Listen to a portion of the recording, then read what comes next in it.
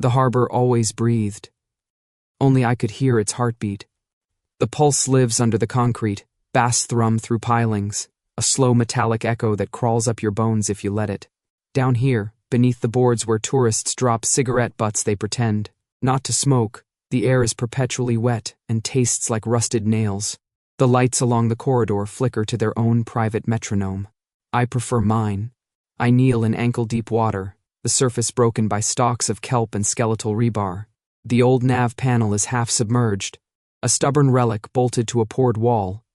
It doesn't like me, which is reasonable. I don't like most things that try to control where bodies go. Easy, I murmur to the panel, sliding a tremor of code between the corroded contacts. My fingers dance across the waterproof keyboard, gloves peeling at the tips, thumb nicked from a jagged bracket. The screen spits static, then catches. A ripple passes through the corridor lights. I exhale, slow, syncing with the harbor's rhythm.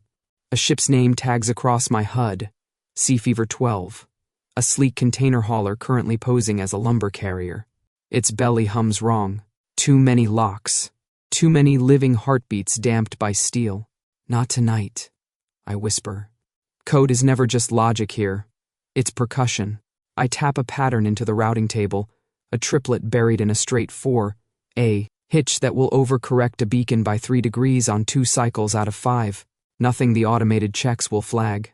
But the third adjustment, that's where you fall in love, nudges any vessel matching the profile toward open lanes. There's a fissure in the city's net, a black seam that leads to water no one controls. I have to get Sea Fever there. I have to.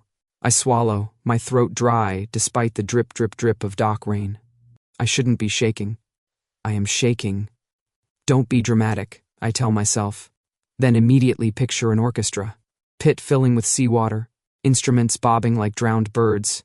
Focus, I mutter, adjusting the filter to pick up low-frequency anomalies. The harbor's pulse answers me, a steady, patient thud-thud beneath the raw hiss of the pumps. When I get it right, the metal breathes with me. When I get it wrong, it screams. A second screen, jury-rigged onto the panel with tape, comes to life. Someone on Sea Fever tries an encrypted handshake. The packet structure tastes familiar, salt and ammonia. Corporate. I grin. Sure. Let's dance.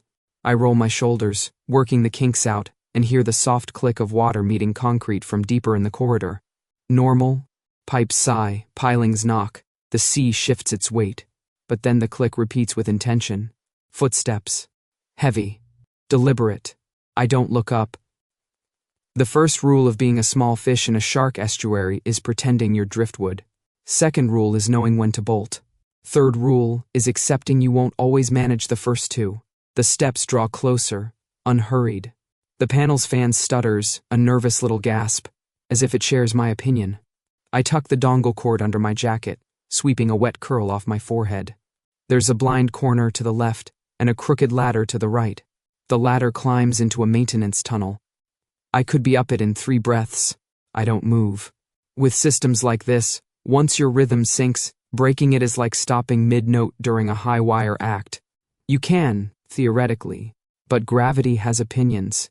Come on, I whisper to the code. Come on, please. The last segment slides into place like a key finding a lock it forgave years ago. I bite down a laugh, the kind that would echo wrong in this low space and give everything away. The footsteps halt, just at the edge of my peripheral vision. The lights flicker on a beat that isn't mine. I allow myself a glance. He's big. Not the kind of big that wins cheap fights in cheaper bars. The kind, built from years of choosing to carry what could be done by cranes. Dark hair damp and disobedient under a hooded coat, rain beating on broad shoulders. The coat's regulation cut says Harbor Guard, the boots say Patrol, the cuffs hooked. On his belt say Enforcement. The coil of rope slung over his other hip says, Not standard. Rope, not steel. Not even the alloy cuffs that cool themselves so your skin doesn't blister through your apology. A bead of water drops from the ceiling and lands on my neck like a cold finger. I shiver. He watches me, gray eyes not bothered by the dim. I liked you better in Rumor, I say, because my mouth doesn't know the meaning of shut up. Rumor had you taller. He steps closer, boots careful in the water, as if he's worried about stepping on something fragile. Me, presumably? He doesn't look worried. If anything, he looks interested, which is a flavor of danger all its own. "Good evening, Ash," he says. The name hits my spine like a fork hitting bone china. You can turn around, or you can keep playing with that antique. Either way, we're going to talk. He knows my name. Of course he does. He probably has a file that begins with Orphaned Omega, Harbor District, Incident 749, and then devolves into guesses and badly redacted nightmares. I give him my nicest profile. "Is this the part where you pretend to have a warrant?" Pretend? His mouth tilts like a secret only he thinks is funny. "You're giving me a lot of credit. Fancy rope." I nod at his hip. "What happened? Budget cuts? Couldn't requisition cuffs, officer?" "Dane," he says. He doesn't offer a hand. Thank the tides.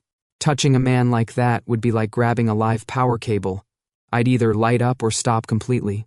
"And you're not wrong about the budget." "In that case," I say lightly, "I should invoice the city for maintenance. This panel is a cry for help." "Ash," my name again, quieter.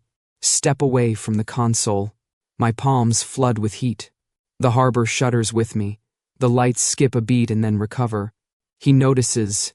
I see the flick in his gaze. The tiny recalibration. He was expecting a petty vandal. He wasn't expecting me. "You expected I'd tuck my tail?" I ask, turning fully, because if we're going to perform, we should do it face to face. The move puts the console between us. Theater, also strategy. Dane doesn't smile, but something in his posture eases. "I expected you wouldn't give in," he says. "That would be boring. This your version of flirting?" My heart does a stupid little kick, furious at itself. The pulse under the dock answers, a boom like a drum in a stadium. "It's my version of telling you you're not going to win alone." His gaze shifts to the half-submerged panel, to the cable snared under my jacket, to the HUD reflection ghosting my eyes. "You're trying to reroute Sea Fever 12. You're going to nudge her into the free lanes." I blink. "Into the what now?" He tips his head, raindrops sliding off the edge of his hood, landing in the water with neat little rings. "You're clever, Ash. You're careful, but not unique. I've seen this trick twice this month. That must be hard," I say, realizing the city's filled with people smarter than your procurement department. "The city," he says, as if he's tasting the word for bitterness, "is filled with people who think desperation is the same as strategy." I open my mouth to snap back, and then the harbor moves. Not physically, not yet, but the shift is palpable, a new instrument tuning up somewhere in the black. Sea Fever 12 is powering her thrusters. Schedule holds. Cargo holds. The screen stutters.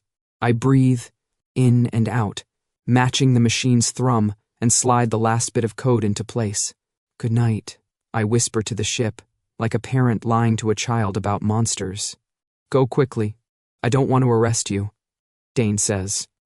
It is the first honest sentence tonight. It lands with a weight I didn't authorize. "I want you to help me find who's selling out the harbor, who's selling people like—" He stops himself. The restraint is loud. "You don't even have a warrant," I say, because that's easier to hate. He lifts the coil of rope, and it creaks. The sound is old, human. It doesn't threaten the way steel does. It promises something worse. Options. "No," he says. "I have something better. A proposition. Let me guess." The code ticks. The panel purrs. The harbor breathes. I follow. I wear a wire. I go to glamorous parties. I die a hero in a cheap jacket. "You wear exactly what you're wearing," he says. His gaze flicks to my wet hoodie. "You keep doing what you're already doing. Only you do it with me." I laugh, and it hits the beams and comes back sounding nervous. "You ask all the boys under the docks to commit to you on the first date?" "Depends on the boy," he says. A doesn't leer. He watches. It's worse. Depends on what he wants. "I want," I say, and the words arrive too quickly, like I'm afraid I won't get another chance to name the thing, to get them out. Dane's jaw tightens. "So do I." We're quiet a beat. The corridor drips. Far off, someone drops a crate. The sound comes late, softened by the water. You're harbor guard, I say. You're the problem and the solution. He accepts that like a bruise he earned. Someone inside is routing cargo. They're labeling people as perishables and moving them through night lanes. I can't touch it without losing the badge. You can't touch it without losing your skin. He nods to the rope. Or your freedom, so we don't touch it. We thread it. We pull until the knot shows its throat. You practice that? I ask. In the mirror? On the walk, he says. I feel absurdly, inexcusably tempted to believe him. Which is not a survival trait. The first time you mistake sincerity for safety, you end up in a crate with a number for a name. I know that better than most. But the harbor hears everything. And tonight, in the hush between wave and wall, it leans toward me. The lights along the corridor synchronize with my breathing. The panel hum settles into a key that doesn't scrape. I feel sea fever pivot, millimetric, a whale's first turn toward deeper water. You're not cuffing me, I say, as if I'm conceding ground I already mined. No, he says. I thought the rope might make you nervous. It does. Good, he says softly. Nervous people stay alive. I glance down at the console one last time. The code ticks over into the loop I built for it, self-sustaining, biting its own tail. If no one rattles it, it will hold. If no one like me touches it, it might hold long enough. I step back from the panel, carefully. The water licks my boots. Dane doesn't move to grab me, which is the single smartest thing he does tonight. You help me, he says, and I make sure your people don't disappear into paperwork. You want to save them all in one night. You can't. You can save this ship and the next. And you can help me find who turned the harbor into a butcher's ledger. Those are heavy promises, I say. For a man who shops in rope holds, he says. If you know what you're doing, I almost ask him who taught him that. I almost tell him who taught me. Instead, I taste the salt on the air, and the harbor's heart trips twice, once for me, once for something I don't want to remember. The tremor goes through the beam into my hands, and from my hands into the console, and from the console into sea fever. The ship's course stutters right on schedule. I meet his eyes. Gray, storm thick. All right, I say. You get one night, one ship. And after? He asks. We'll see if you're boring, I say. And the corner of his mouth finally, tips like the secret doesn't belong to him alone. The panel's fan smooths to a steady purr. The corridor lights align to my breath. Below our boots, the harbor's pulse answers, strong and steady, like approval. Or warning. Or both. The holding hangar is a cathedral to rust and diesel. Cold air shears down the length of it, knifing through the chain link, and rattling the loose bolts so the whole place whispers like a bad conscience. Cells line one wall, more crates than rooms, welded from grating and fatigue, and a single sodium lamp swings on a long, patient chain, painting everything in jaundiced halos whenever the door opens. They don't march me in, they let me walk, which is either a kindness or a test. My wrists are unbound. The rope hangs from Dane's belt, like the punchline to a joke I don't want to hear. I keep my chin up and my mouth shut long enough to be proud of myself. 10 seconds. 12. The smell of diesel and wet steel claws into my throat, dredging up the old panic with the efficiency of a customs dog. I push it down the stairs of my spine and tell it to sit. A small room has been carved out of the hangar's edge, glass on one side, metal door on the other. Interrogation, says the weathered stencil, as if the room itself might forget. Inside, a crate for a table, 2 mismatched chairs, a battered electric kettle that's seen more years than either of us, and 2 paper cups steaming like we're about to discuss a zoning variance. Dane takes the chair opposite mine.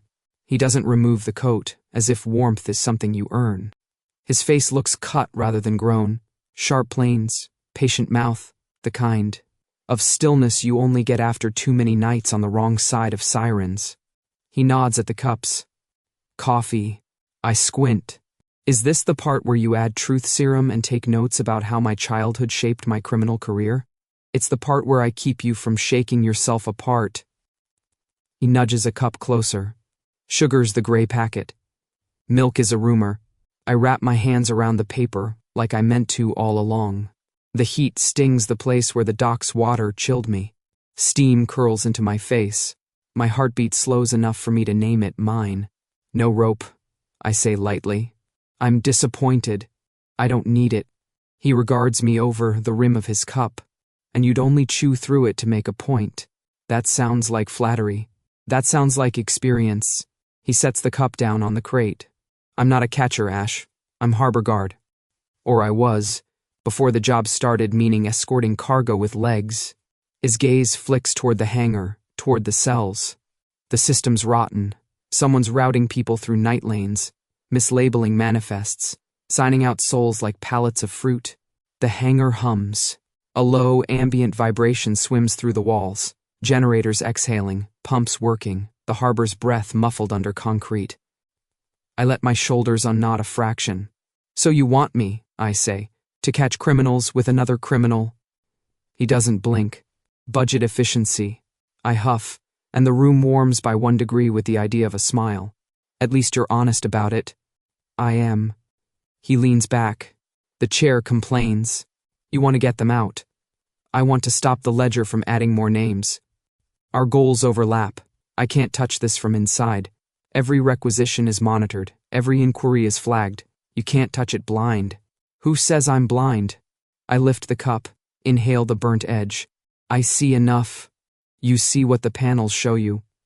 Dane taps a knuckle against the crate, a soft, deliberate beat. You feel what the metal tells you. But the hands signing the bills of lading? They're upstairs, not under the docks. The lamps above us flicker, just once. On a skip I didn't plan. The metal in the wall ribs responds with a sympathetic hum, as if a tuning fork had been struck in the bones of the hangar. I stare at the light. My pulse goes a fraction too fast. Dane's eyes track the flicker. He doesn't look surprised. He looks attentive. You hear it right now, don't you? Here is generous.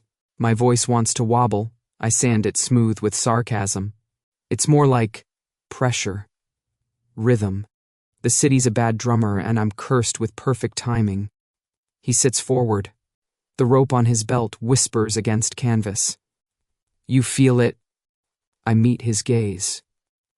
I feel it. Something shifts behind his expression, a calculation opening into understanding. He glances toward the door window, where the hangar's shadow-latticed ribs frame a slice of damp concrete, then back to me. That's why the lights dropped under the docks. I shrug. Too casual. The lights answer with another tiny shiver, like a muscle twitching in sleep. Coincidence? He lets that lie like a tool he intends to pick up later. Let's be plain. Someone is selling people out of this harbor. I have names that don't fit on forms. I have times and lanes and patterns that add up to a machine. But every time I pull, the rope burns and nothing comes with it. Pretty image, I say. Did you practice on the walk again? On the coffee line, the corner of his mouth tilts. You were almost charming under the docks. Almost. He watches me. The silence isn't empty. It's thick, a weight that invites truth to move closer. I look past him, through the foggy window, at the rows of cells. A man in one crate stands, stretches his hands toward the light, then thinks better and sits again. He might be a thief. He might be a brother.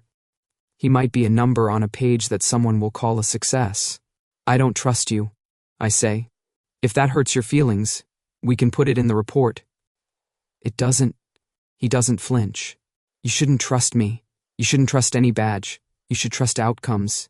Outcomes? The word tastes like glass. You think I don't count them every night? Then count this one with me. He lifts his cup, takes a slow drink, and in that pause something inside me steadies against its will. Help me thread the machine. You show me where to pull. I keep you breathing. Your sales pitch needs music, I say. And lighting. You already brought both. He tips his chin toward the lamp, which hums a fraction louder, the barest imitation of a purr. I look down at my hands. They're not shaking now. The coffee is terrible. The heat is perfect. What do you want from me exactly? Your maps, he says, not the paper kind, the ones you keep in your bones, the alleys in the code, the pulses you know how to lean on. You keep nudging ships into free water. We build a corridor of luck so wide they can't close it fast enough. And in return, I make sure your people aren't turned back with a stamp. I make sure when a ship slides out, there isn't a patrol waiting on the other side.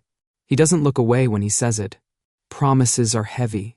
He carries it like he has practice. There's a crack in me the harbor left when I was small, and the metal was larger than the sky. It's never sealed. It fills now with the wrong things. Hope, anger, the ridiculous idea that a man with a rope and a face like a cliff might be telling me the truth. You get conditions, I say, because rules are rafts, no orders. I don't run plays I didn't design. I don't wear wires. I don't burn sources. Information only, he repeats. You move in your lanes. I move in mine. He nods at the cup in my hands. And you keep drinking that, because when you get angry the lights do a thing, and facilities has already yelled at me twice this week. As if summoned, the lamp hiccups, the filament brightens, then settles. The metal ribs carry a low shudder along the wall, a whale song beneath the spoken words. Sorry, I mutter. Don't be... His voice is softer. Just don't fry the kettle. I snort, and the sound is stupidly human in the chill. If I fry anything, it'll be upstairs. Ambition, he says. Noted. We sit like that for a moment. The three of us. Me, the man with the rope, and the harbor that refuses to stop breathing. Somewhere a siren wails, then Dopplers away like a bad thought leaving town. In the cell block, footsteps echo. Metal on metal, a guard doing a slow board patrol. You know the catch, I say at last. We don't sign anything. We don't shake hands. We don't tell stories later about how we made an unlikely team. If I think you've put a crosshair on me or mine, I'm gone and I take your paperwork with me. No signatures, he agrees. No guarantees. He lifts his cup toward me, an absurd toast in a room built to make people small. Just outcomes. I touch my cup to his. The paper dents with a soft, wet sound. For a breath, the lamp above us holds its glow without wavering, and the hum in the wall aligns with my pulse like a track finally finding its groove. Fine, I say. One corridor. One ship at a time. Dane nods, as if he'd already forecasted the weather of my answer, and packed accordingly. I'll get you a list. You'll tell me which one we can pull without bringing the roof down. And if the roof comes down anyway? He looks at me for a long, steady second. Then we make sure it falls on the right heads. Outside the glass, the hangar exhales. You can hear it if you know how. The sound threads through the floor, climbs the chair legs and settles in my bones. The lamp doesn't flicker. The kettle doesn't protest. The harbor's pulse steadies like it approves of bad decisions made for the right reasons. We don't seal it with a pen. We don't have one. We seal it with burnt coffee, borrowed heat, and a silence that isn't empty. A deal without ink, without proof. Exactly the kind that leaves a mark. By day, the harbor is loud enough to drown thoughts and quiet enough to sharpen the ones that survive. Steam vents breathe ghosts across the piers. Gulls argue like debt collectors. The scent of salt marries gasoline in a way that feels illegal and inevitable. Forklifts beep, ropes creak, hoses hiss. The city's percussion section doing warm-ups while the main act pretends it's not nerves. Dane walks half a step off my shoulder, close enough to be a wall, far enough to pretend he isn't. He wears the same coat, hood thrown back under a stubborn sun, and somehow the fabric doesn't look like it belongs to anyone else because he refuses to let it. He takes in everything without turning his head. Warehouses labeled like lies, tugboats with names that sound like nicknames. The glint of a drone skimming the channel with the bored menace of a cat. Your stride's improved, I tell him, because it's easier than admitting I don't hate the rhythm we fall into. Your mouth hasn't, he says. He offers me a paper tray with 2 skewers threaded through grilled squid and onion. Eat. Feeding your informant is step 3 in the how to build trust without earning it manual. It's step 1 in, don't pass out on me. He smiles without baring teeth. You can pick the route. I pick the snack. We veer through a gap between stacked pallets and a row of blue tanks that advertise water and likely contain anything but. I take the skewer. The squid's charred edges crunch. The onion sweetens the oil. It tastes like every good decision I regretted too late. Above us, a harbor drone hums near enough to feel on the scalp. It dips toward the east channel, adjusting for a gust with the smug awareness of something that knows it's useful. I breathe in slow and the pitch answers without meaning to. The tiniest flattening of tone. A microsecond delay in its gyros, as if the drone has blinked in a room full of smoke. I exhale and it settles, matching my pace, then continues on a line as straight as an alibi. Dane tracks it with his eyes. You always do that on purpose. Or, depends, I say. Sometimes the machines follow. Sometimes they lead. I let the skewer hover like a baton. We compromise. Do you do that to people too? I take another bite. Only the ones who ask nicely. The bar called the Salty Spiral hides behind a bait shop that sells more rumors than hooks. It's a long, low room that smells like citrus cleaner and old plans. Fans move the heat around without solving it. Nets hang from the ceiling, threaded with bottle caps and luck charms that only work if you disbelieve them intensely. Conversation dims a notch when we walk in, not like a movie, more like a tired animal pausing to verify a shadow. Dane orders by lifting 2 fingers at the woman behind the bar. She rolls her eyes but starts pouring. I pick the booth with the least intact upholstery and the best view of the exit. Old habits aren't habits. They're rails. He slides a plate of pickled something into the middle, and it looks like a dare. I push it to his side. He pushes it back. We take turns ignoring it. He's late, I say. He's blind, Dane says. Late is a suggestion. You always defend your friends like that. I always defend my sources like that. Is that what I am? For now. Before I can decide whether to be offended or flattered, the room shifts in a way that doesn't belong to sound. It's the way air changes when a door opens somewhere you can't see. The conversations resume, but the men near the wall lean imperceptibly. The bartender's head turns just enough to align with a new vector. Captain Ree threads through the room with a stick, like a conductor's baton, and a patience that makes people arrange themselves without thinking. His face bears a map of old things, faint knotted scars across one cheek, the delicate ghost of another along his brow, and his eyes are pale and unfocused, staring somewhere past the wall where the tide marks its losses. He dresses like the sea owes him money, and he plans to collect with grace. 2 chairs, he says to no one in particular. One man who has trouble staying still, and another who has trouble staying honest. That narrows it down to the entire harbor, the bartender says, amused. Ree stops at our table. He doesn't tap the stick, he listens. I forget I'm holding my breath until my chest complains. Mr. Dane, he says, and inclines his head in the general neighborhood of Dane's shoulder. And the rhythm. Captain, Dane says. He doesn't offer a hand. Learning curve, not steep. Ree's mouth inches toward a smile. You brought him under the docks last night. The lamp stuttered twice. You left with one heartbeat louder and one quieter. Do you collect poetry as a side hustle? I ask. Because that line is either art or surveillance. Ree turns his face toward me in a way that feels like a hand passing over velvet the wrong direction. He doesn't sniff. He breathes. The inhale is careful. The exhale carries a verdict. You lie smoothly, he says. Not unkind. But your lies sit high in your chest. Children who learn to lie under ceilings do that. The booth's padding might as well be glass. Dane doesn't move. The plate of pickled dare glows with importance it didn't earn. Excellent, I say, and my voice is only a little too bright. We've had coffee and now therapy. What's next? Group trust falls?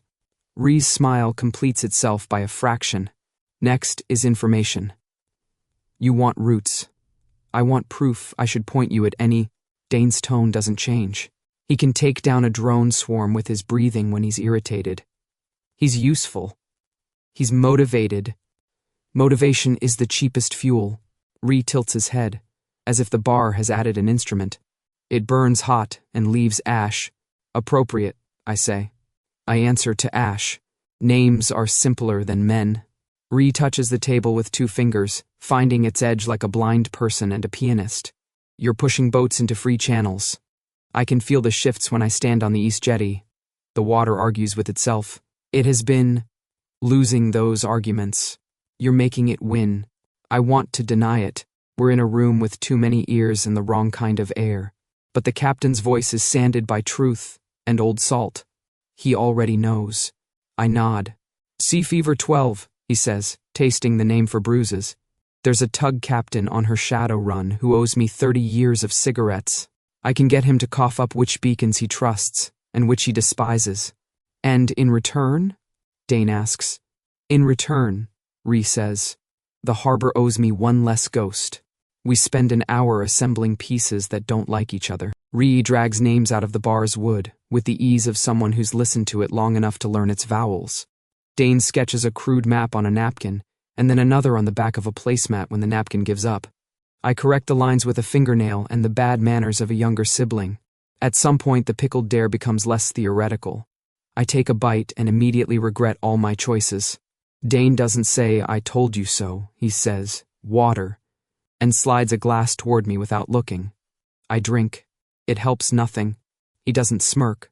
Points to him. I will subtract them later. When we leave, Ree taps his baton against the floor twice. The room hushes for him as it does for tide charts and wake-up calls. One more thing, he says, as if the bar itself asked for it. When the rhythm in your chest becomes too loud, find the iron stairs by the second jetty. Sit on the third step. Count 7 waves. You will remember you have a body and that it belongs to you. I want to make a joke cruel enough to keep kindness out. Instead, I nod again, like I'm learning a new kind of map. The old submarine is not where you'd put an old submarine if you wanted to keep it secret. That's the trick. It crouches under a boatyard tarp, matte black nose, peeking like a dog that is confident you'll permit the couch eventually. Half her hull is sunk into mud and compassion. Someone cut the conning tower clean and turned the stump into a hatch.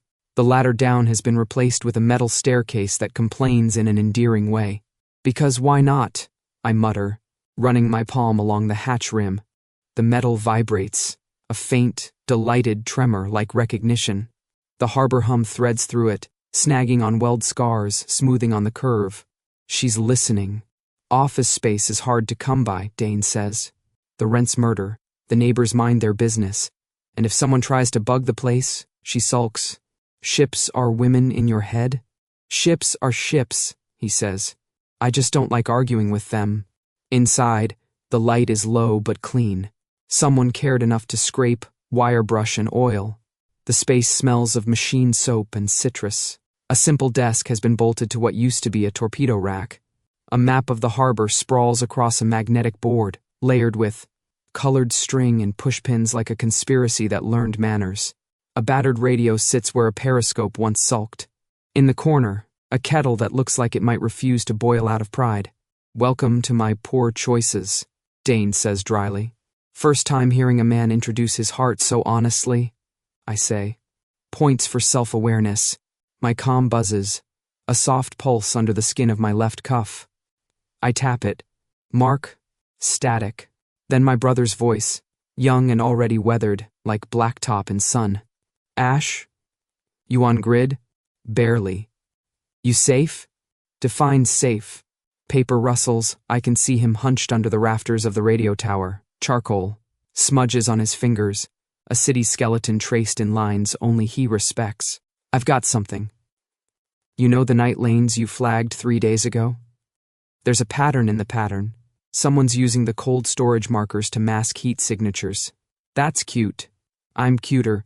Language, I say, because I'm the older brother and he likes to pretend he listens. Love you too. Listen. If you overlay the cold chain beacons with wind, dur, and tide slop, you get a natural corridor that's hard to track unless you're listening with your teeth. I drew it. Sending a ribbon of coordinates streams into my HUD. My lungs forget how to breathe for a heartbeat. Where does it land? South by 2 points. Then it hooks west into the night water. He hesitates. Ash. It's familiar. The way it steps, the way it hides. It's like... I know what it's like. I say too fast. Dane doesn't interrupt. He's standing near the map, watching my face like it's better data than anything on paper. Mark clears his throat.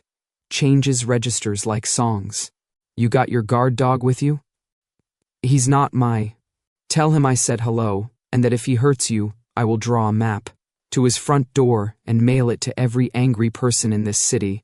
Mark. Kidding, he says. Not kidding. Kind of. Send the overlay to the subs board, I say. Tag it, stolen spine. Already did. His voice softens. Be careful, Ash. Don't get romantic just because someone brought you coffee. The line clicks dead before I can decide whether to deny everything or admit to the coffee. The map board pings. A new route snakes across the magnets in a shy, inevitable curve. Dane steps closer. I don't move.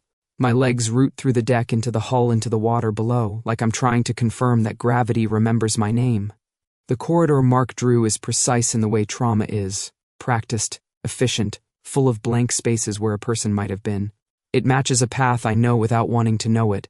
The dogleg through the south buoys, the shelter of, the breakwater that swallows echoes, the late turn that uses a factory's warm outflow as an eraser. You don't learn that from maps. You learn it from floors and the undersides of things. You learn it from counting breaths in the dark because it's the only thing that isn't numbered for you. Dane's voice is quiet enough to pretend it's not gentle. Ash? One of the ships in this pattern, I say. My tongue feels too big.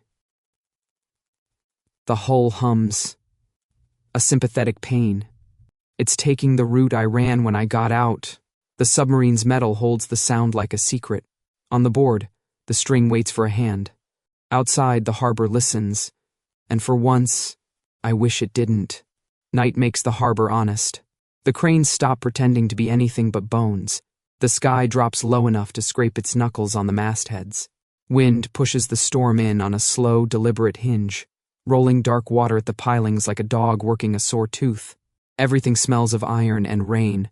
We move through the container maze without talking. Dane's coat snaps at his knees. My hood funnels the rain down my spine in a mean joke gravity never tires of. The floodlights smear white across the corrugated walls, then dim behind passing clouds until the rows of boxes look like teeth. I know which row I'm looking for before we turn into it. I don't read the numbers. I don't need to. The air changes. Older, flatter, the way a room feels after a prayer no one believed. The wind goes still for a breath. And in that quiet, the harbor's pulse slips into a tempo I haven't heard out loud since I was small enough to lose in a head count. There, I say, and it sounds like I've rehearsed the syllable. I haven't. Nothing could make this easier. The container door bears a stenciled warning about perishable goods and a grease pencil scribble I can't make myself read. I lay my palm against the steel. It's cold. It shouldn't be.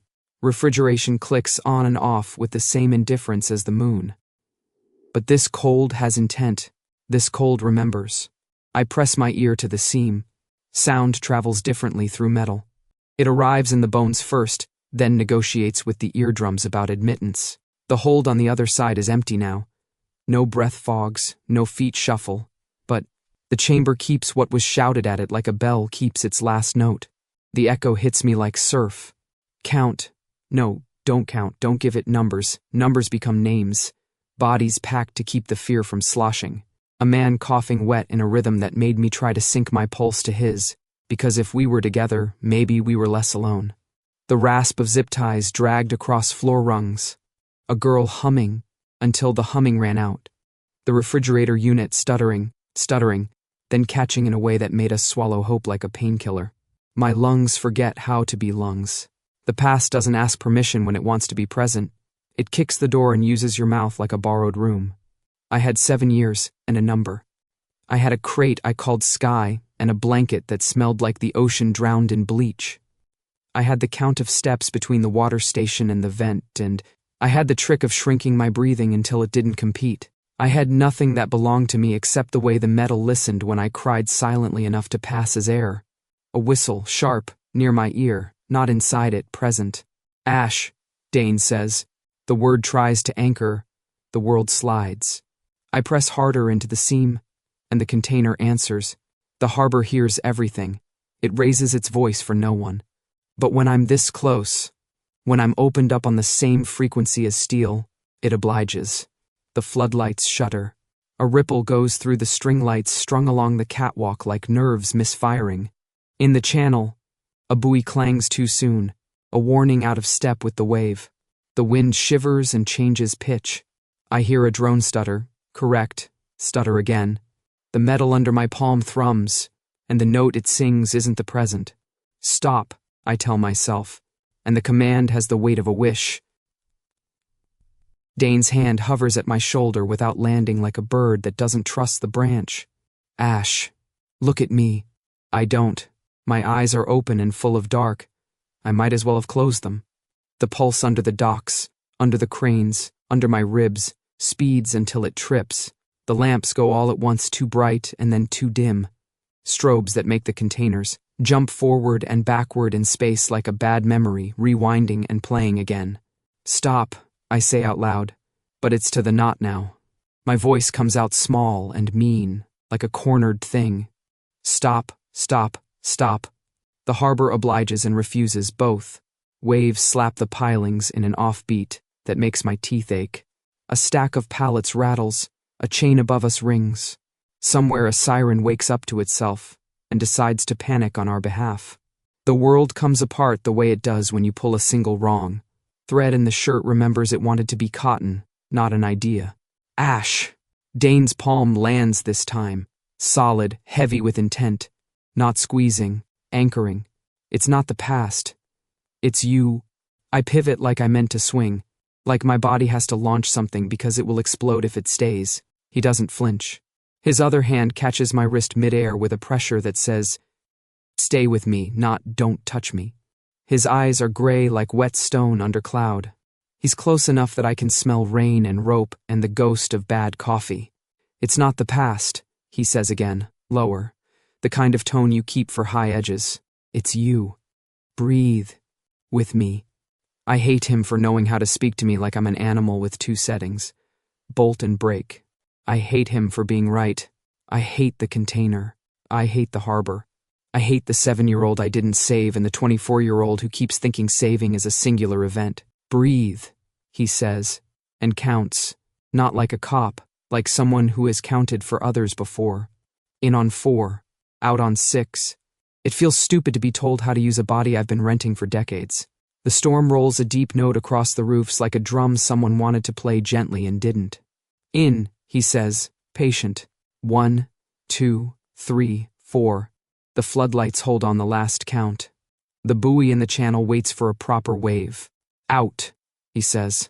1, 2, 3, 4, 5, 6. My lungs stutter, then follow. The hum in the container eases half a note. The harbor keeps watching. It always watches. It's not a villain. It's an audience with an endless attention span. I was on one, I hear myself say, my voice strange and scraped from the inside. A ship like this. I was 7. The words sit on the wet air. They don't take them back. Dane tightens his hand a hair. Not pain. Just here. What happened? He asks. No softness. No pity. An invitation to set the shape of the truth. They loaded us at night. The rain complicates, turning fat and cold.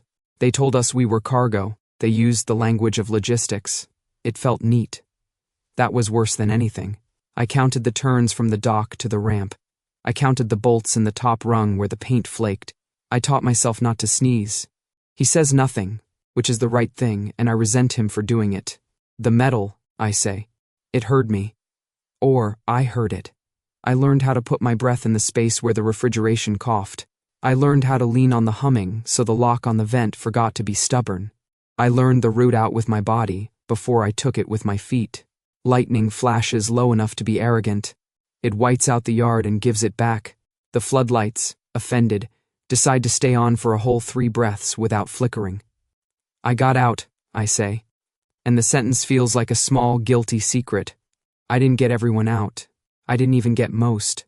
I got me. You were 7, he says. But not in that infuriating absolution tone adults use as a bandage for an amputation. He says it like a fact that explains physics. You were 7, and you got you. I make a sound that might be a laugh if laughter had its face pushed into gravel. Congratulations to the little miracle. I pull away from the container like it has a claim on me. The harbor hum under my skin wobbles, then steadies on a key I hate a little less. Anger wants to build something it can burn. It lifts its hands and volunteers to be God for a minute. I imagine taking the containers apart with my breath, turning the stacks into a field of sheet metal flowers ripped up by the roots. I imagine switching every light to strobe and letting the entire city taste what it is like to count breaths because you don't have numbers that belong to you anymore. Dane must see it on my face. He steps in, crowding the impulse the way you smother a spark with a damp cloth. Not force, contact. He moves me off the door and onto my own feet, hands steady on my upper arms. Next to my ear, his voice goes low again, steady as a metronome. "This is now," he says, "not then. If you blow the yard, we lose the ship that's moving tonight, and the men who put children on it keep their names. Let me want to," I say. My throat goes raw around the words. Just for a second. Let me want to break it. I know, he says. There's something in it, a fracture line in his own stillness. I know. The storm comes in earnest, rain that makes decisions for you. It slicks the metal until the yard is a mirror and a warning. The floodlights bow to it and hold. The buoy in the channel behaves. "Come here," he says, which is either an order or a prayer. He pulls me into him like a menacing kindness. It isn't romantic. It's architecture. He builds a room with his arms in his chest and the square of his body, and the room is just big enough for the panic to run out of places to echo. I stand in it. I let the harbor beat into my bones and back out again. I let the rain thread my hair to my skull. I count in 4s and out in 6s until the numbers aren't bars, they're windows. My hands fist in the slick front of his coat without my permission. He doesn't comment on it. He doesn't let go. We breathe. Slowly, the floodlights stop arguing with themselves. The drones hold their lines. The crane cables quit their jittery song. The metal under my palm hums in a note that isn't a plea, just a presence. He lowers his forehead until it almost touches mine, and we stay there on the edge of contact. Not closing it, because we both understand the rules of buildings that stand in storms. "Better?" he asks. "Don't get cocky," I say, and the words come out human. But, yes, we breathe again. This time, the harbor breathes with us. For the first time I can remember, the beat under my feet and the beat under my ribs fall into the same measure, like a band that has finally looked up and seen the conductor. The pulse evens. It's not forgiving. It's aligned.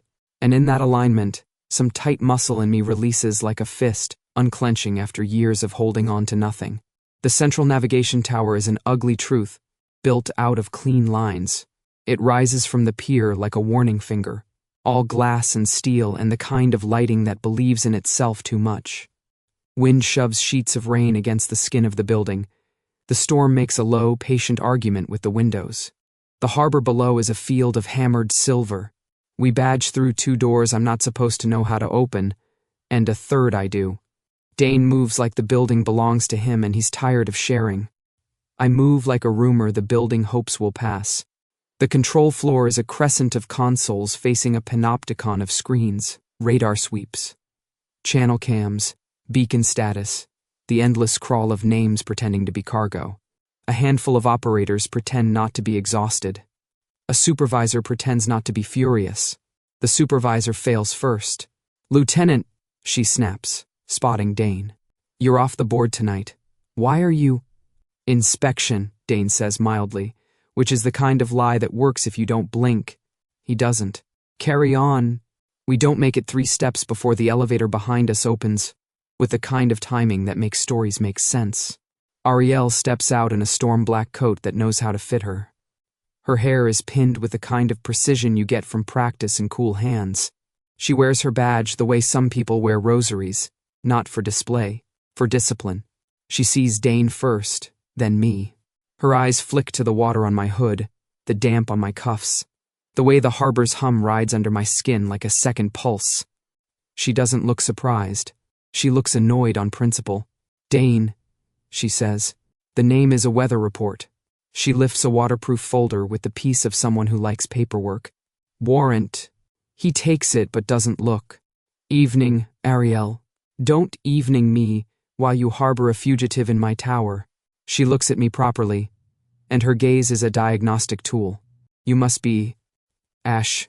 Judging by your face, I say, you're not big on forgiving exes. The corner of her mouth twitches like she might have been born with a sense of humor and had it surgically removed. I'm big on process. She nods at the folder. Process says your boy goes in a box. Process says your badge comes in for a talk. My badge, Dane says, is busy. So are the night lanes. Ariel glances at the main wall of screens. Sea Fever 12 is requesting priority pass through the South Channel. Dressed as lumber, I say. With a body count that doesn't fit the manifest. She looks back at me. You're quick. Fast is a survival skill, I say. Process didn't teach me it. Process, she says, is how people go home without bleeding. Her gaze returns to Dane, and something private passes between the set of her jaw and the old bruise under his calm, and how they stay employed long enough to make a difference. The warrant sits like a dare in his hand. He doesn't open it. Lightning lays a clean white line over the harbor. Thunder arrives with entitlement. We can fight longer than this storm, Ariel says softly. Or you can tell me what you think you're doing. Not in poetry. In nouns and verbs. Redirecting Sea Fever, Dane says. Threading her into the free water. Pulling the thread that shows the knot. And your method? She flicks a glance at me like a scalpel. The rhythm, the flicker in the lights. Is that in your manual? Manuals, I say, are for when you can afford to go slow. She holds my eyes a beat longer than is comfortable. She isn't cruel. She's precise. It reads as cold if you haven't lived long enough to appreciate the kindness of sharpness. Do it, she says at last. My surprise must show. Her mouth doesn't soften. If you're going to commit a career crime, I prefer you do it where I can collect the footage. You're giving us the room? Dane asks. I'm giving you 2 minutes before I start believing in process again. She turns to the room. You didn't see them, she tells the operators, whose faces are a collection of tragedies waiting for excuses. Screens only. We move. Dane gets me to the console with the best view of the southern beacons. My fingers land like I've been invited. The system resists for the principle of it. I don't push.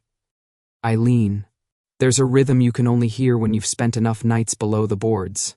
The stagger in the South Tower's gyro after it's been buffeted too long by. Wind from the west. The micro-hesitation of the third channel cam when it's protective. Hood needs oil. The lazy confidence of beacons that know they're believed. I sink to that breathing without thinking. Give me the cold chain overlay, I say. Hide me a corridor. In the arguments between sensors. Dane pulls up a diagnostic suite operators use to troubleshoot false alarms. He glances once at me. For confirmation we're impatient. I nod. I slip code between diagnostics like a wire through a lock that forgot to be complicated. It's not even illegal yet. It's rude. The screens on the crescent wall bloom with data, humidity, wave height. Signatures from engines that pretend to be smaller than they are. Sea Fever sits fat and well-behaved in the grid. AR labels giving her the glow of acceptability. I taste metal. It tastes like someone lied. All right, I murmur. Let's dance. The first change is small enough to be a mistake.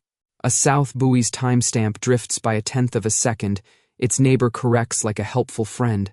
Sea Fever's autopilot adjusts in a way a person wouldn't notice unless they were bored or terrified. Autopilots notice everything. That's their curse. They perform. I give them a stage. Security. Someone at the back mutters, squinting at a side console. Ariel doesn't look. Ignore ghosting, she says, as if the word ghost hasn't followed me around like a cat for years. Focus on lane integrity. I pull a thread in the diagnostic that flags seawall construction debris as low-level hazards. Not enough to wake anyone up. Enough to make a route look inelegant. Sea Fever chooses elegance. A degree here, a degree there.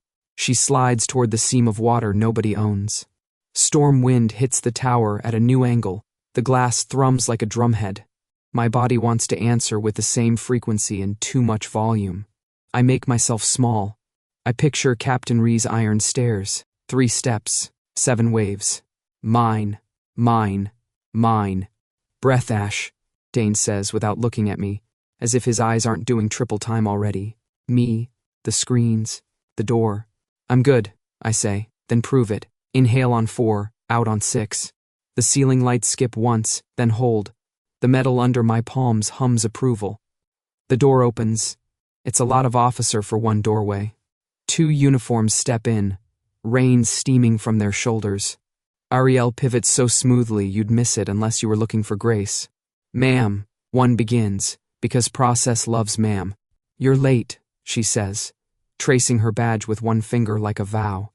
Go check the east gantry. It's complaining about life again. It didn't flag. Then it's lying to you, which is worse than failing. Go. They go. Dane exhales in a way a normal person wouldn't be able to hear. I hear it like a chord falling into place. Root her, he murmurs. I am, I say, which sounds cocky and feels like being chased.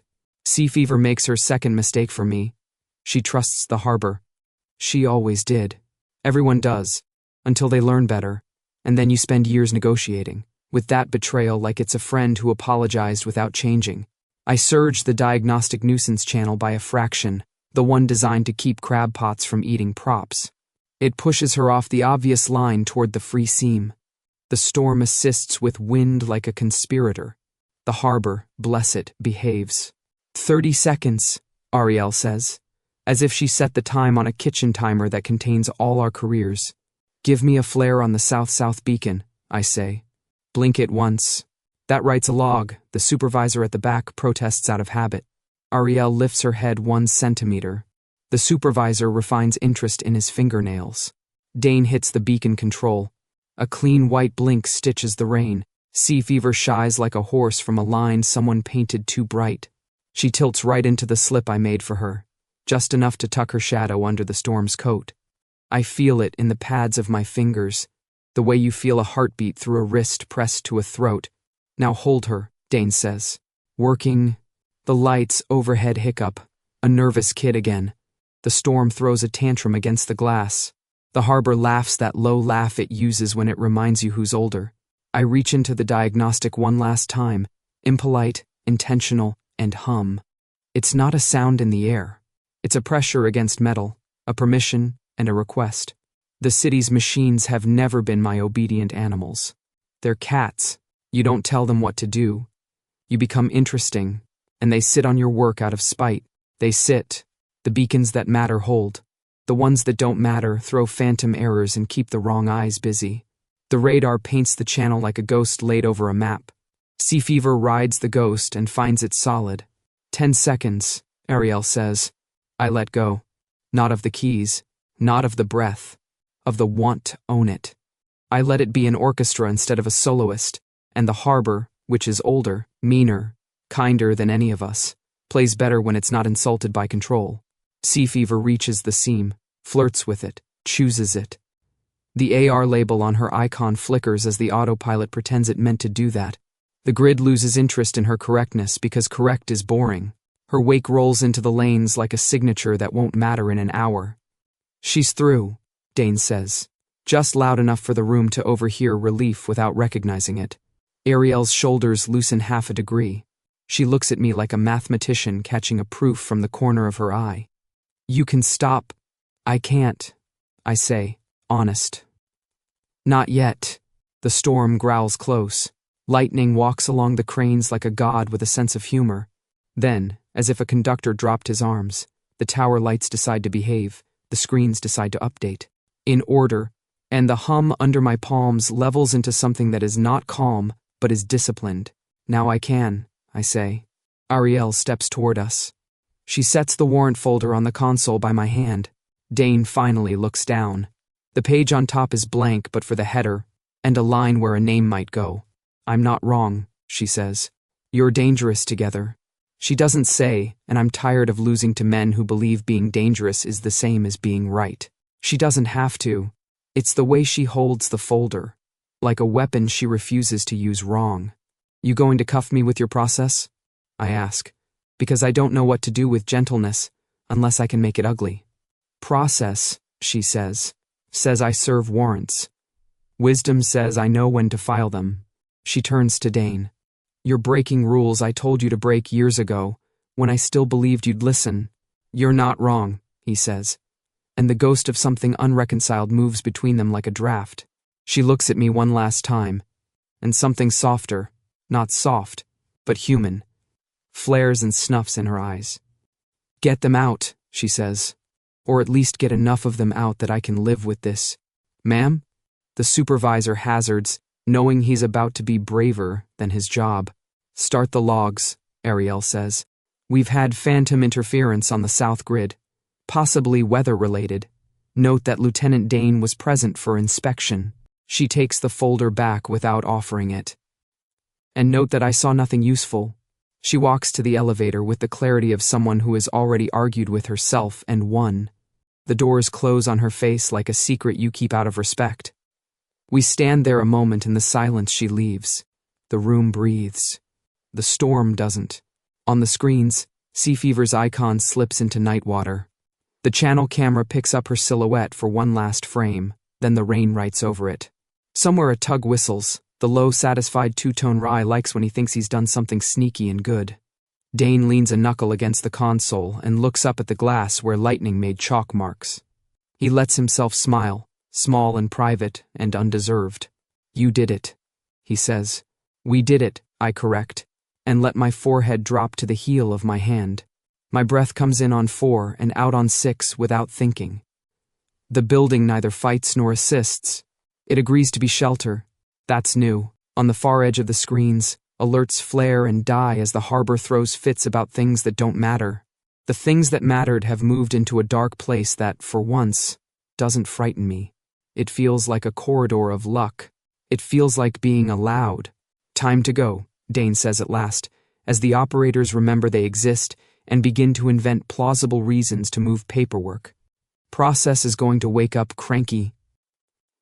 We leave the tower into rain that has put its shoulder into it. The pier's boards shine. Water hammers the surface of the channel hard enough to flatten the texture. The world smells rinsed and metallic. At the rail, I stop.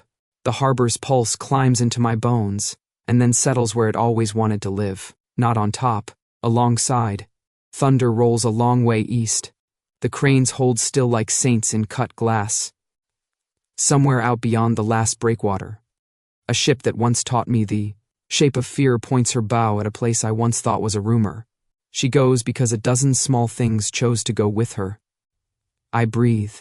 The city listens. For a wild second, it is not adversary or accomplice. It is audience. And it claps, not loud. Enough. Dawn climbs out of the water like it lost something there and had to go back for it. The sky unzips itself from slate to pearl. The beach beyond the harbor is a strip of dark sand stitched with seaweed, and bottle glass tumbled soft, sharp things taught to behave. Waves lay themselves down in tidy lines. The storm lingers far offshore, muttering at its own reflection. I come back to my body one sense at a time. Salt. Cold. The grit of sand, trying to be helpful in my mouth. Weight on my shoulder that is not water. Don't die, Dane says, voice low and hoarse right above my ear as if he's been repeating it for a while and I've been rude about it. I promised someone you wouldn't. You promise a lot, I manage. My voice sounds like it slept under a truck. Occupational hazard. I roll onto my back. The world steadies.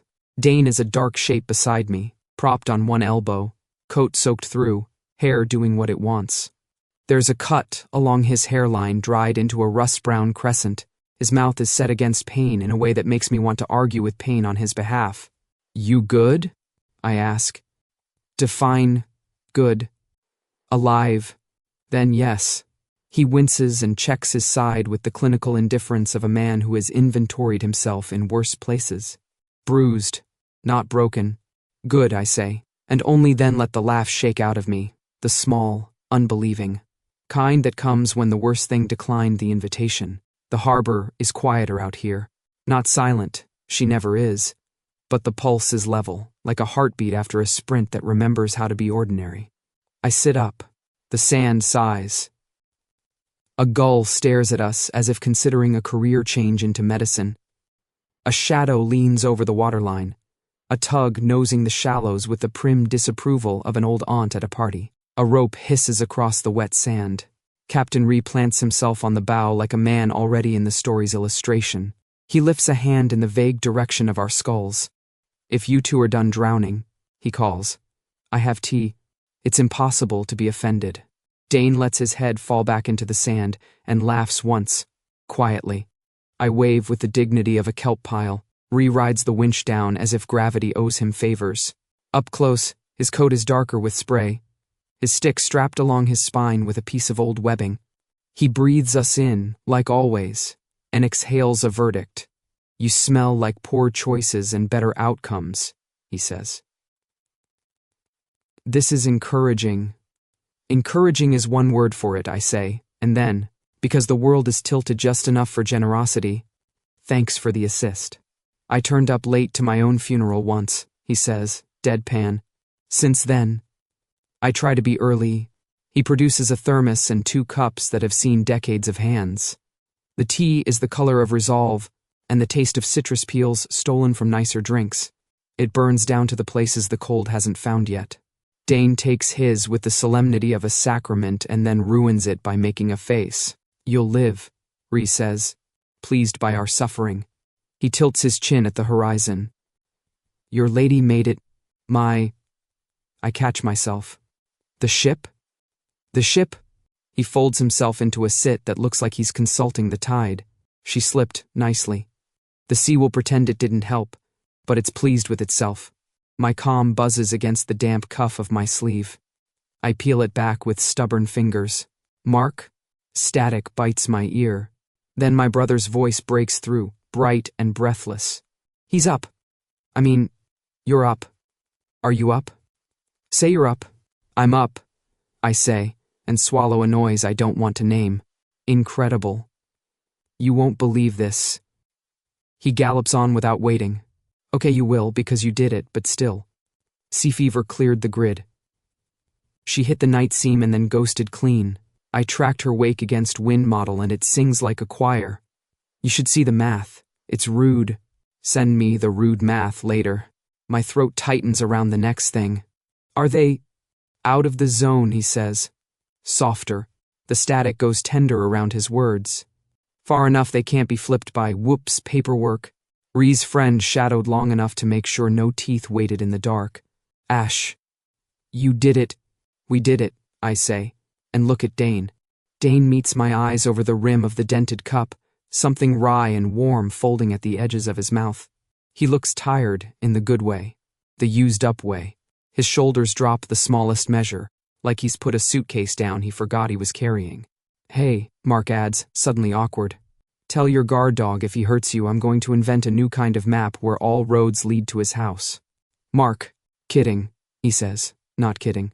Mostly. A breath. "I'm proud of you." The line clicks. The wave noise fills the space he leaves behind. I don't realize my hand has stayed at my ear like I'm holding the connection. In place until Ree touches my knuckles. Light enough not to startle. "You two," he says, "have that look people get after they do a thing that changes the shape of their insides. It's not permanent. It's practice." "I hate practice," I say. "It means you have to get up and do it again." "Correct," he says. "Tea helps." As if conjured by the word process, a municipal SUV crunches down the access road above the beach. The door opens. Ariel steps out into air that finally admits to morning. She looks like she slept in her office, or didn't sleep anywhere, and is unamused by both options. Her coat is dry. Her expression is not. "You look like you enjoyed yourself," she says by way of greeting. "Define enjoyed," Dane says. "Define yourself," she returns. Then she exhales, long enough to rub the edge off something sharp in her. She picks a path down the dune steps, heels sinking a little in sand that doesn't care about rank. I stand, because a childhood of bad ceilings cannot kill all my manners. Ree remains seated, because age excuses everything and he knows it. Ariel stops a polite distance away. The sea wind plucks at her hair until she relents and tucks a strand behind her ear. She looks at the two of us, at the tug, at the strip of horizon where the storm has started to sulk towards someone else's problem. "Consider," she says, that the harbor lost a file this morning. Tragic, Dane says. And gained a legend, she adds. Dry as the wind will let her. Those travel faster than warrants. Legends are messy, I say. They forget the parts where the sand gets in your teeth. That's what tea is for, Ree says, without looking up. She almost smiles. Almost. Then she shifts the folder in her hand, the same waterproof thing from last night. She opens it. The top page is a printed incident report with too many blanks. I'm closing this, she says. Weather anomalies.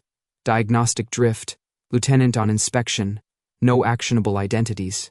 If anyone upstairs asks for color, I'll give them a lecture on the difference between process and outcomes. My chest does a strange thing. It takes in air and forgets to convert it to panic. Why? I ask, genuinely stupid with the question. Because, Ariel says, and the word lands heavier than its size, I prefer outcomes. She tilts her head at me. And because, occasionally, I let the men I'm angrier with than anyone else be right.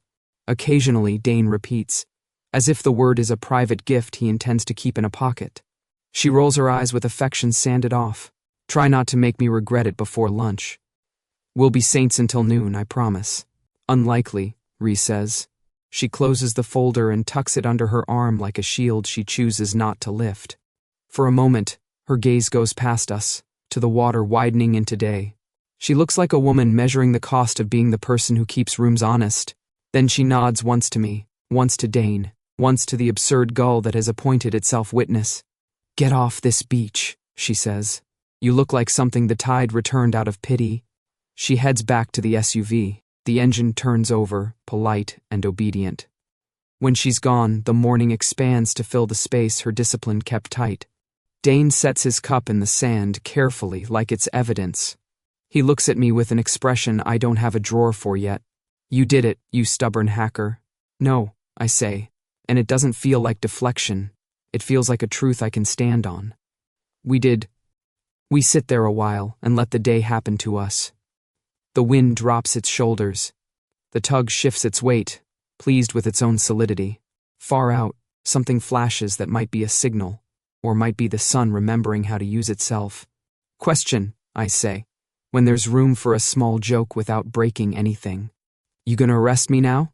Dane considers. His eyes are tired and amused and full. He shakes his head once. Too late, he says. I'm already caught.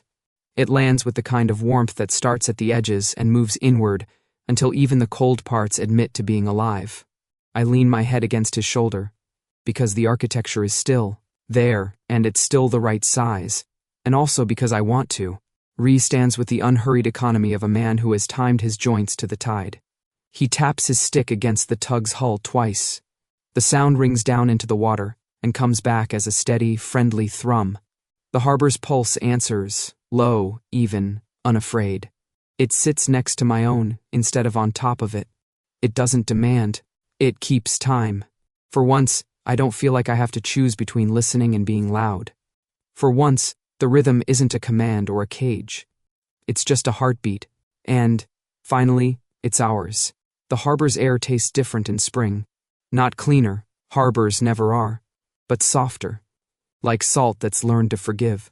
The old tug creaks beneath me, complaining about every wrench turn. I'm ankle-deep in parts, sleeves rolled, hair pulled back in an argument I lost an hour ago. Captain Ree says this boat used to outpull storms. I say it needs therapy. He says that's what I'm for. Don't tighten that one, comes his voice from the dock. She likes a little play in her joints. She's 90 years old, I shout back. Everything she has left is play. He laughs, the sound of gravel poured into honey, and wanders off to find more tea, humming a sea shanty that never quite resolves. I'm elbow-deep in grease when I hear boots on the gangway. The rhythm is familiar, confident, careful, like someone who has learned how to walk on uncertain ground. Dane doesn't say hello. He never does. He sets 2 cups of coffee on the railing and leans against the bulkhead, watching me ruin a perfectly good rag. You missed a bolt, he says. I left it for you. Thought you'd want to contribute. He nods as if this were a genuine kindness. I brought caffeine. That counts. We share the kind of silence that doesn't ask for filling.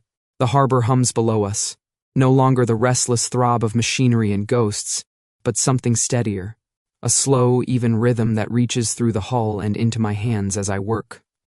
"How's the wound?" I ask without looking up. "Healed enough to itch?" I'm taking it as a compliment. Typical alpha response. Typical Omega comeback. The banter lands easy now, not as armor but as punctuation. Between us, the air feels wide open. No scripts, no cages, no need for rescue. On the horizon, cargo cranes stretch against the pale sky like tired giants waking. The gulls sound less like sirens today, more like background music with bad timing.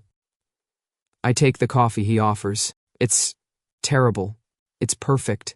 For a while, we just stand there.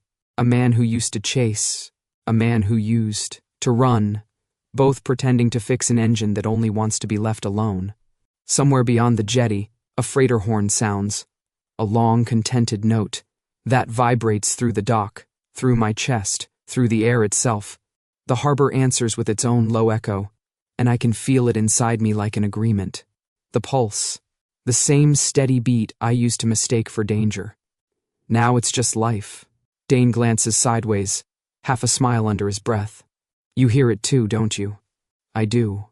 He doesn't push for more. He never has to. The sun breaks free of the clouds, scattering gold across the water. It paints the tug, the pier, the city beyond, everything that survived the storm. The harbor breathes. I breathe with it. The pulse of the harbor matched mine, and, for the first time in years, I didn't want to run.